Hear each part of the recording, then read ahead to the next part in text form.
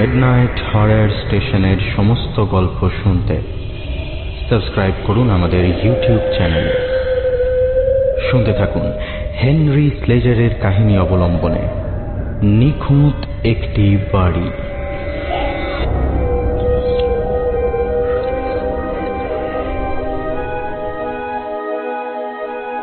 ভূতের গল্প বলতে গিয়ে আমাদের বারবার ফিরে আসতে হয় হানা বাড়িতে। কিন্তু হানা বাড়ি মানেই তো ভূতের বাড়ি নয়। এমন কিছু হানা বাড়ি আছে যেখানে মানুষ থাকে। রোজ সন্ধে সেই বাড়ির ঘরগুলোতে আলো জ্বলে ওঠে। বাইরে থেকে দেখে ভিতরে অস্বাভাবিক কিছু আছে বলে ঘুণাক্ষরেও টের পাওয়া যায় না। কিন্তু সেই জাঁকজমক আর আলোর আড়ালে গভীর কোনো অন্ধকার বাসা বেঁধে থাকে। মানব মনের কুটিল অন্ধকার লোকচক্ষুর সম্মুখেই মাকড়সার মতো জাল বিস্তার করে সে। আজ শোনাব এমনই এক বাড়ির কথা, হেনরি স্লেজারের কাহিনী the right kind of house অবলম্বনে নিখুঁত একটি বাড়ি।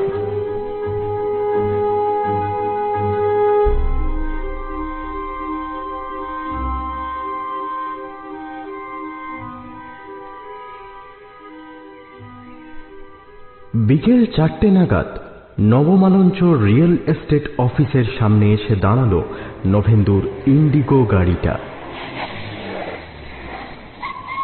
গাড়ির দরজা খুলে নিচে নেমে অফিসের একতলা সিঁড়ি বেয়ে উপরে উঠতে লাগলো নবেন্দু। সাধারণত এই বিকেলের সময়ে অফিসে বিশেষ লোকজন থাকে না। এমপ্লয়ীদের প্রায় সকলেই অর্ধেক দিনের কাজকর্ম শেষ করে টিফিন সারতে আশেপাশের কোনো হোটেলে ঢুঁ মারে। আজও নিজের ডেস্কে বসে কাকলি একাই টাইপরাইটারে কিছু টাইপ করছিল। সেই অফিসের নতুন ম্যানেজার বহাল হয়েছে। সে বাড়ি থেকে খাবার নিয়ে আসে বলে বাইরে যেতে হয় না। খাবারটুকু খেয়ে কাজ খানিকটা এগিয়ে রাখছিল সে। নবেন্দুকে দরজা ঠেলে ভেতরে ঢুকতে দেখে উঠে দাঁড়িয়ে একগাল হাসল কাকলি। লোকটার চেহারা দেখে বোঝা যায় পয়সা কড়ির অভাব নেই তার। সম্ভবত নতুন বাড়ির খোঁজ করতে আসা কোনো কাস্টমার। হাত তুলে সামনে চেয়ার দেখিয়ে দিল সে। টাইপরাইটারটা একপাশে সরিয়ে রেখে বলল, নমস্কার স্যার, বলুন কিভাবে সাহায্য করতে পারি। ধীরে সুস্থে চেয়ারে বসে পড়ল নবেন্দু। হাতে ধরা কাগজটা তুলে দেখিয়ে বলল, আজকের কাগজে রিয়েল এস্টেট বিভাগে আপনাদের কোম্পানির একটা বিজ্ঞাপন দেখলাম। কাকলি মাথা নাড়ল। হ্যাঁ, লোকাল কাগজে প্রতি সপ্তাহে একটা করে বিজ্ঞাপন দিই আমরা। দেখতেই পাচ্ছেন আমাদের শহরটা দিন দিন সুন্দর হয়ে উঠছে। ফলে রোজই কেউ না কেউ এখানে বাড়ি কিনতে চান। আমার নাম নবেন্দু ঘটক, একটা সিগারেট ধরাতে পারি? কাকলির কথা শেষ হবার আগেই নবেন্দু বলল।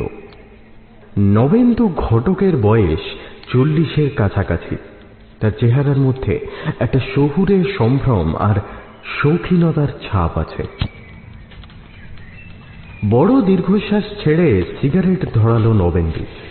তারপর ধোঁয়ার রিং ছেড়ে বলল, এই অঞ্চল দিয়ে প্রায়ই আমার গাড়ি নিয়ে যাতায়াত করতে হয়, তো গাড়িতে যেতে যেতেই জায়গাটা আমার চোখে ধরেছিল। সত্যিই আপনাদের শহরটা ভারী সুন্দর, ঠিক যেন এক শিল্পে রূপকথার রাজ্য।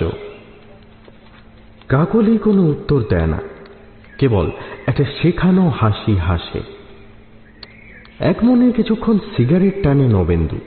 তারপর চেয়ারের উপর সোজা হয়ে বসে গলায় জোর এনে বলে, এবার তাহলে কাজের কথায় আসা যাক, কি বলুন? বেশ, বলুন। আমি এখান থেকে রোজ যাই বটে, কিন্তু আজ মনে হলো জায়গাটা একটু ঘুরে দেখে যাই। ফলে প্রতিদিন যে রাস্তা দিয়ে যাই সেখান দিয়ে না গিয়ে আজ একটা গলির ভিতরের রাস্তা ধরলাম। আর সে রাস্তা ধরে খানিকটা এগোতেই তো আমার চোখ আটকে গেল। কেন বলুন তো? একটা বাড়ি, ঠিক যেরকম বাড়ি আমি খুঁজছিলাম একেবারে সেই রকম। মনে হলো আমার মনের কথা শুনে শুনেই যেন কেউ বানিয়েছে বাড়িটা। শহরের একেবারে শেষের দিকে নির্জন ভাঙাচোরা একটা বাড়ি, মানে সম্ভবত কেউ থাকে না ওখানে। আপনি দাশগুপ্ত হাউসের কথা বলছেন? মানে সাহেবী আমলের একটু ভাঙাচোরা টাইপের বাড়ি? হ্যাঁ, ওটার কথাই বলছি। বাড়িটা কি লিস্টেড আছে? মনে হলো বাড়ির গায়ে যেন একটা ফর সেল বোর্ডও দেখলাম, যদিও তেমন স্পষ্ট করে দেখতে পাইনি।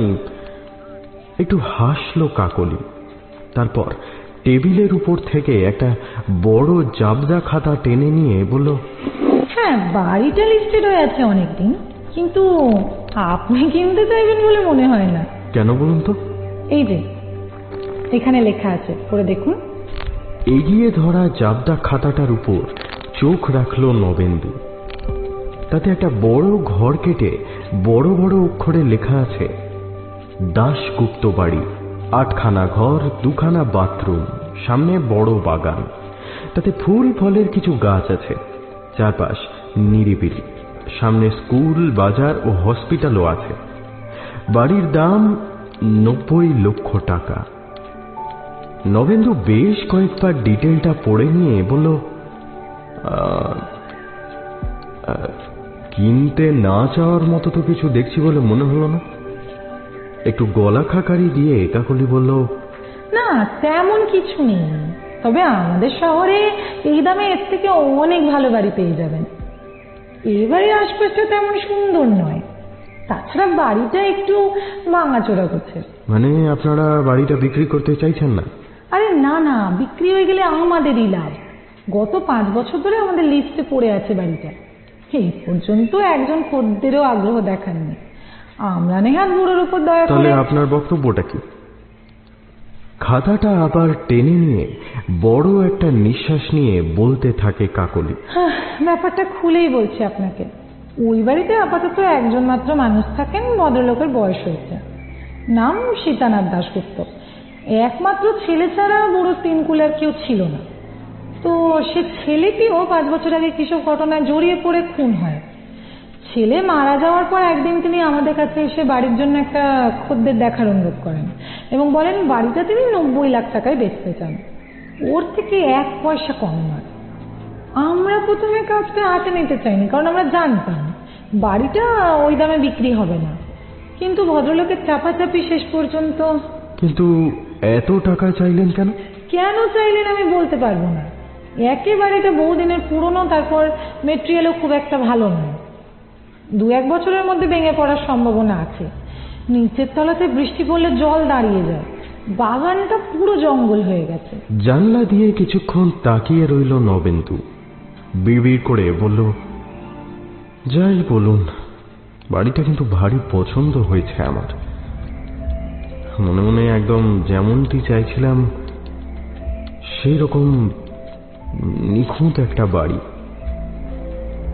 কিছুক্ষণ চুপ করে থেকে নবেন্দু বলল, আমার একটা কথা মনে হচ্ছে জানেন। কি কথা? ভদ্রলোকের ছেলে মারা গেছে, বিষয় সম্পত্তি খুব একটা আছে বলে তো মনে হচ্ছে না, তাও বাড়িটার প্রতি হয়তো একটা মায়া পড়ে গেছে। মনে মনে তিনিও বাড়িটা বিক্রি করতে চান না। এদিকে অত বড় একটা বাড়িতে একা মানুষের পক্ষে থাকাও বিলাসিতা। ফলে চড়া দামে বাড়িটা এনলিস্ট করে তিনি মনকে বোঝাতে চাইছেন যে আমি তো বাড়ি বিক্রি করতে চাই, কিন্তু কেউ কিনতে চাইছে না। একটু থেমে সে আবার বলে, আচ্ছা, আমি যদি ওনার সঙ্গে গিয়ে একবার দেখা করে অনুরোধ করি, তাহলে তাহলে দামটা একটু কমাবেন না? আশা আপনি করতেই পারেন, তবে তাদের লাভ কিছু হবে বলে মনে হয় না। এই দামের ব্যাপারে ভদ্রলোক সাংঘাতিক রকম জেদ ধরে আছে। তাহলেও একবার চেষ্টা করতে তো ক্ষতি নেই, দেখা যাক কি হয়। 5টা বাজার আগে অফিস ছেড়ে উঠে পড়ে নবেন্দু। তারপর বড় রাস্তা দিয়ে গাড়ি চালিয়ে দাশগুপ্ত হাউসের দিকে রওনা দেয়। রাস্তার দুধারে ঝুঁকে পড়া গাছের সারি, গাড়ির মাথায় তাদের ছায়া পড়ছে। গাড়িটা নতুন, চালানোর সময় ইঞ্জিনের শব্দ পাওয়া যায় না, ফলে পাখির আওয়াজ কানে আসে বেশি করে।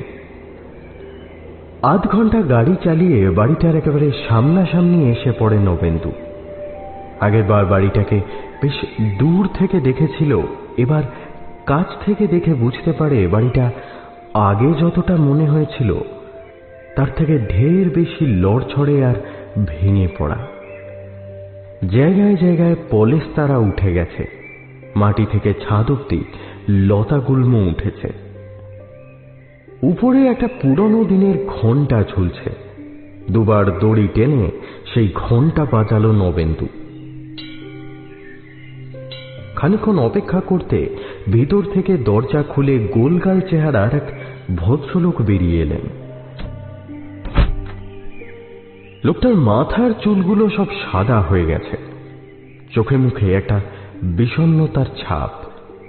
বাইরের আবহাওয়া যথেষ্ট গরম, তার মধ্যেও ভদ্রলোক একটা সোয়েটার চাপিয়ে আছেন। আপনি কি নবেন্দু ঘটক? এইমাত্র একটা ফোন পেলাম। হ্যাঁ হ্যাঁ, আমি আসলে আপনার বাড়িটা দেখে এতটাই পছন্দ হলো যে। আসুন, ভেতরে বসে কথা হবে। ভদ্রলোকের পেছন পেছন ভেতরে ঢুকে এলো নবেন্দু। বাইরের তুলনায় ঘরটা বেশ খানিকটা ঠান্ডা। জানলা খোলা থাকলেও দুটো মোটা কাপড়ের পর্দা ঝুলছে সেখানে, তাই গোটা ঘর জুড়ে একটা অন্ধকার খেলা করছে। ঘরটা বেশ বড় সড়ো, চৌকো দেওয়ালের ধারে ধারে পুরনো দিনের কিছু আসবাবপত্র স্তূপ করে রাখা। তার বেশিরভাগেরই রং চটে গেছে। ঘরের ঠিক মাঝ বরাবর একটা গোল কার্পেট। ভিতরে ঢুকে একটা চেয়ার দেখিয়ে নবেন্দুকে বসতে বললেন দাশগুপ্ত বাবু। তারপর নিজে এগিয়ে এসে একটা বেতের চেয়ারে বসে পড়লেন। তার হাব ভাবে কোনো ছটফটানি নেই, একটা শান্ত সমাহিত ভাব লেগে রয়েছে সারাক্ষণ। তার হাত দুটো কোলের উপর রাখা, সমস্ত হাত জুড়ে বলি রেখার দাগ। বলুন, কি বলতে এসেছেন? নবেন্দু গলাটা পরিষ্কার করে নিয়ে বলল, আমি আসলে নবমালঞ্চের অফিস থেকে আসছি। ওদের কাছে শুনলাম আপনার বাড়িটা। আমি জানি, আমাকে ফোনে সবই জানিয়েছে ওরা। আপনারা যদি ভেবে থাকেন আপনাদের অনুরোধে বাড়ির দাম আমি কমাবো, তাহলে আমি দুঃখিত। আপনাদের আশাহত ছাড়া আমি কিছুই করতে পারবো না, অন্তত এই বয়সে। না না, আমি আপনার সঙ্গে দর কষাকষি করতে আসিনি। আমি শুধু এই নিয়ে কটা কথা বলতে চাই আপনাকে। বেশ, বলুন। বলে একটু নড়ে চড়ে বসলেন ভদ্রলোক। কাঠের চেয়ারটা ক্যাঁচ কোঁচ শব্দ করে উঠল তাতে। মিস্টার দাশগুপ্ত, আমি পেশায় ব্যবসায়ী। জীবনের বেশিরভাগ সময়টা নানা দেশ বিদেশ ঘুরে আমি কাটিয়ে দিয়েছি। তাতে কিছু টাকা পয়সা এসেছে আমার হাতে। এখন এই যাযাবর জীবন নিয়ে আমি ক্লান্ত। কিছুদিন হলো ভাবছি একটা ছিমছাম বাড়ি কিনে সেখানে পার্মানেন্টলি থাকতে শুরু করব। আপনাদের এই জায়গাটা থাকার জন্য ভারী পছন্দ হয়েছে আমার। আর সেই জন্যই কি আমার বাড়িটা? একেবারেই তাই। ঘটনাচক্রে আজই গাড়ি চালিয়ে এই রাস্তা দিয়ে যাচ্ছিলাম, এমন সময় বাড়িটা চোখে পড়তেই তো আমি অবাক হয়ে গেলাম। মনে মনে এমন একটা বাড়ির খোঁজই তো করছিলাম। ঠিক করে ফেললাম বাড়িটা কিনবই। আমার থাকার জন্য এর থেকে ভালো বাড়ি আর হয় না। আপনার অনুভূতি আমি বুঝতে পারছি। এই বাড়িটা ছেড়ে আমারও যেতে ইচ্ছা করে না, কিন্তু খানিকটা সেই জন্যই এর ন্যায্য দাম চাই আমি। সে তো নিশ্চয়ই, কিন্তু আপনি তো স্বীকার করবেন যে এতটা দাম মানে। দেখুন, আমি কথা বাড়াতে চাই না। প্রথমেই বলেছি কোনো রকম বার্গেনের মধ্যে আমি নেই। আমি নিজে যে দাম দিয়ে রেখেছি, আপনি যদি তাতে কিনতে চান তাহলে আমাকে জানান, নাহলে। কিন্তু আমি। ভালো থাকবেন। নিজের চেয়ার ছেড়ে উঠে দাঁড়িয়েছেন মিস্টার দাশগুপ্ত। নবেন্দু কিন্তু উঠে দাঁড়ালো না, এক টানা বসে রইল। না না, আপনি উত্তেজিত হবেন না। আচ্ছা আচ্ছা, ঠিক আছে, আমি 90 লক্ষ টাকা দিয়েই কিনবো বাড়িটা। এবারে যেন একটু অবাক হয়ে ফিরে তাকালেন মিস্টার দাশগুপ্ত। একটা বাঁকা হাসি হেসে বললেন, ভালো করে ভেবে নিয়েছেন তো? পরে কিন্তু মত পাল্টে ফেলা যাবে না। একেবারেই না। সারা জীবন ধরে আমি প্রচুর টাকা রোজগার করেছি। বলা বাহুল্য, তার সবটাই তো আর সৎ পথে নয়। সে টাকার খানিকটা না হয় এভাবেই বের হোক, আমার পাপের বোঝাও একটু কমুক। এই প্রথম একটু হাসলেন মিস্টার দাশগুপ্ত। তারপর রান্নাঘরের দিকে এগোতে এগোতে বললেন, বাইরে খুব গরম পড়েছে আজকে। আপনি এত দূর থেকে এসেছেন, নিশ্চয়ই গলা শুকিয়ে গেছে। দাঁড়ান, আমি আপনার জন্য একটু নুন চিনির জল এনে দিচ্ছি। মিনিট 10 পরে একটা প্লেটে একটা জলের গ্লাস ও কিছু শুকনো খাবার দাবার সাজিয়ে ঘরে ঢুকলেন দাশগুপ্ত। সেটা নবেন্দুর সামনে সশব্দে রেখে আবার চেয়ারে বসতে বসতে বললেন, আসলে এ বাড়িটা কিনেছিলেন আমার দাদুর বাবা। সে প্রায় 1910 সাল নাগাদ। বাড়িটা তৈরি হয় ধরুন তারও 15 বছর আগে। আমার ছেলে ছাড়া বাকি প্রত্যেক বংশধরেরই জন্ম হয়েছে দোতলার শোবার ঘরে। হাসপাতালের উপর এ বাড়ির কারোরই তেমন ভরসা ছিল না। আমি প্রথম সে নিয়ম লঙ্ঘন করি। ধরা গলায় বলতে থাকেন মিস্টার দাশগুপ্ত। স্বীকার করতে দ্বিধা নেই, এই অঞ্চলে আমার বাড়িটাই সব থেকে শক্তপোক্ত বাড়ি নয়। মৃন্ময়ের জন্মের পরে এই জায়গাটায় বিরাট একটা বন্যা হয়। তখন মাটির তলার খিলানের মধ্যে জল ঢুকে যায়। লোকে বলে সেই জল নাকি এখনো শুকায়নি। নবমালঞ্চ কোম্পানি থেকে লোক এসে বলেছিল মাটির নিচে নাকি পোকাও বাসা বেঁধেছে। আমার অবশ্য কোনোদিন তা মনে হয়নি। এই প্রাচীন বাড়িটাকে আমি যে মনে মনে কতটা ভালোবাসি সেটা হয়তো বুঝতে পারছেন। সে তো বটেই। ওর মা যখন মারা যান তখন মৃন্ময়ের বয়স ওই ধরুন 9। ওটুকু বয়সের একটা ছেলের পক্ষে মায়ের মৃত্যু মানিয়ে নেওয়া বড় সহজ কথা নয়। তাও ও তো ছেলেবেলা থেকেই একটু শক্ত প্রকৃতির।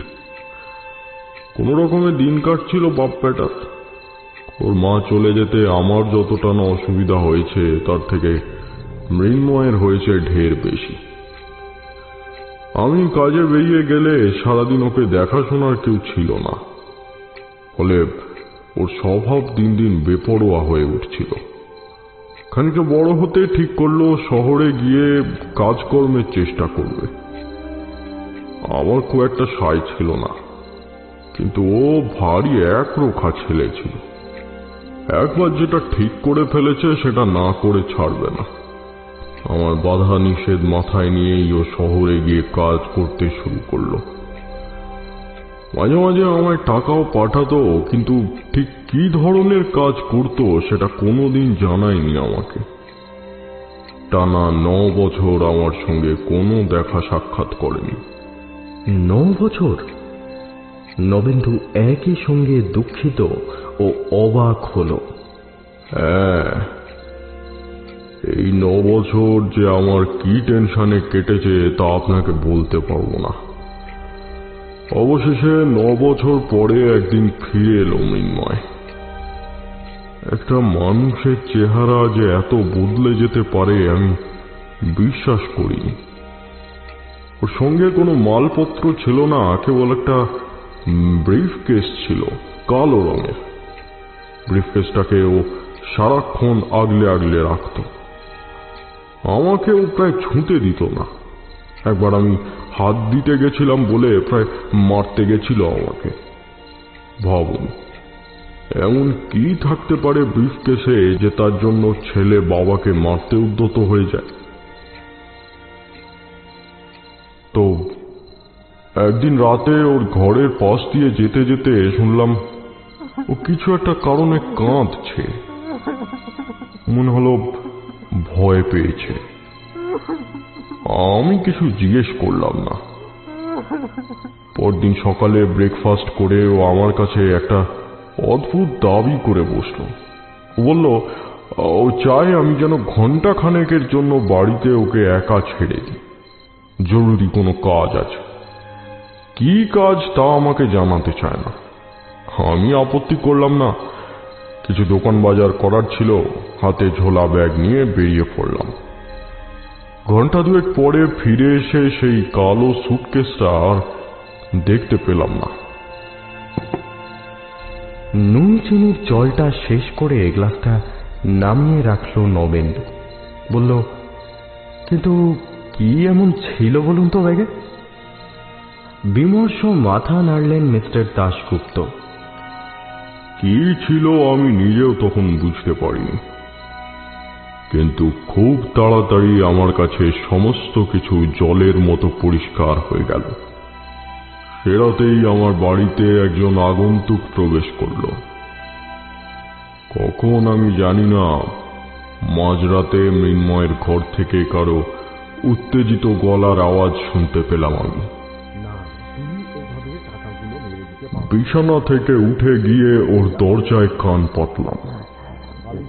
আমার ছেলে কি ধরনের বিপদে জড়িয়ে পড়েছে আমার জানা দরকার। কিন্তু চেঁচামেচি ঝগড়াঝাটির শব্দ ছাড়া আর কিছুই কানে এলো না। তারপর একটা বড় দীর্ঘশ্বাস নিয়ে পরের কথাগুলো উচ্চারণ করলেন মিস্টার দাশগুপ্ত। হঠাৎ আমার কানে তালা লেগে গেল। ঘরের ভেতর গুলি চলেছে।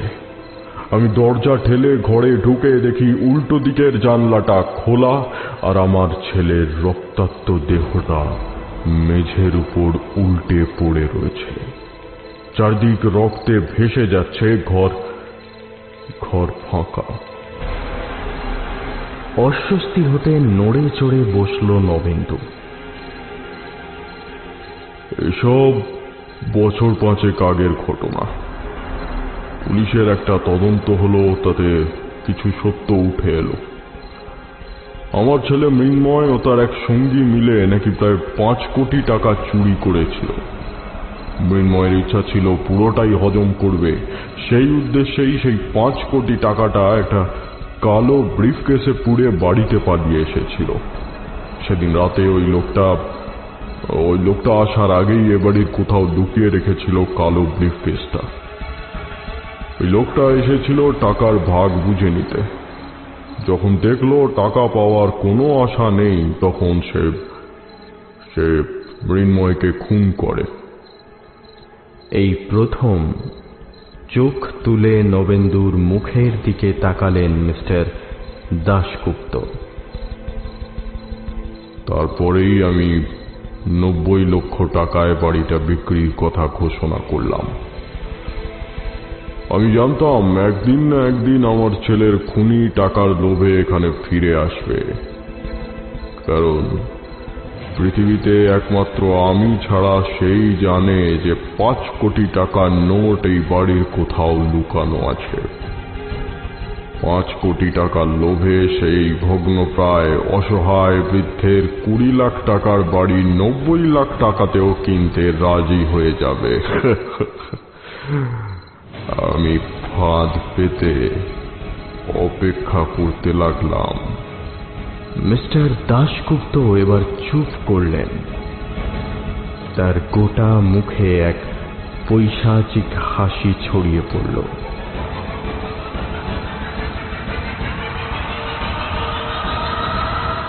নবেন্দু কোনো রকমে চেয়ার ছেড়ে উঠে দাঁড়ানোর চেষ্টা করল, কিন্তু পারল না।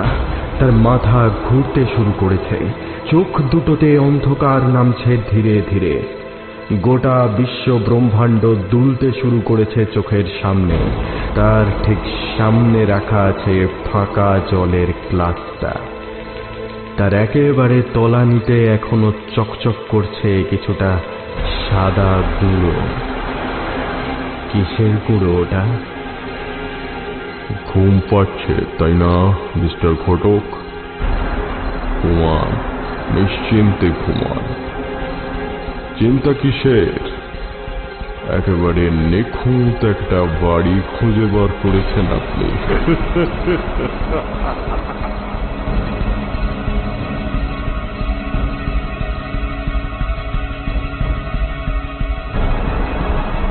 দাশগুপ্তবাবু ছাপোষা মানুষ, তাও বিত্তবান খুনিকে ধরার চমৎকার ফাঁদ পেতেছিলেন তিনি। কিন্তু সত্যিই যদি ঘটনাটা ভারতবর্ষে ঘটত, তাহলে খুনি কোনোদিনই ধরা পড়ত না। কারণ সে জানত কয়েক বছর আগে লুকিয়ে রাখা ক্যাশ টাকার আজ আর কোনো মূল্য নেই। শুনছিলেন হেনরি স্লেজারের গল্প the right kind of house অবলম্বনে নিখুঁত একটি বাড়ি। সবাই ভালো থাকবেন। শুভরাত্রি।